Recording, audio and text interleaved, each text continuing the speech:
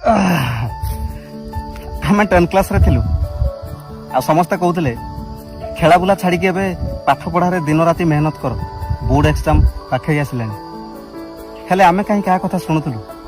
କେତେବେଳେ ଖେଳିବା ପାଇଁ ପଳାଉଥିଲୁ, କେତେବେଳେ ବୁଲିବା ପାଇଁ ପଳାଉଥିଲୁ। ଲୋକମାନଙ୍କ ପାଖରୁ ବହୁତ ଗାଳି ଶୁଣିଛୁ। ଏଇ ସାଙ୍ଗସାଥି ତୋର ଜୀବନରେ କୋଉ କାମରେ ଆସିବେନି। ବୋର୍ଡ ଏକ୍ଜାମ ଖରାପ ହେଇଗଲେ ତୋ ଲାଇଫଟା ପୁରା ବେକାର ହେଇଯିବ, ତୁ ଲାଇଫରେ କିଛି କରିପାରିବୁନି। କିଛି ଦିନ ପରେ ରେଜଲ୍ଟ ଆସିଲା, ସେଇ ଆଭରେଜ ମାର୍କ। ମନରେ ଟିକେ ଦୁଃଖ ଥିଲା ଯେ ବେଶୀ ନମ୍ବର ରଖିପାରିଲିନି, କୋଉଠି ନା କୋଉଠି ଲାଗେ, ଲୋକମାନେ ଟିକେ ଠିକ କହୁଥିଲେ।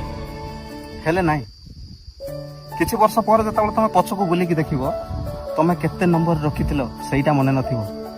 ତମ ସାର୍ଟିଫିକେଟ ସବୁ ବାକ୍ସରେ ରଖା ହେଇଥିବ, ଖାଲି ମନେ ଥିବ କିଛି ପୁରୁଣା ସ୍ମୃତି, ଯୋଉଟା ତମେ ସ୍କୁଲରେ ଭାଇ ଯୋଉ ଦୋସ୍ତି ସାଙ୍ଗସାଥି ଏନ୍ଜୟ କରିଛ ନା, ସେଇ କିଛି ପୁରୁଣା ସ୍ମୃତି ମନେ ଥିବ।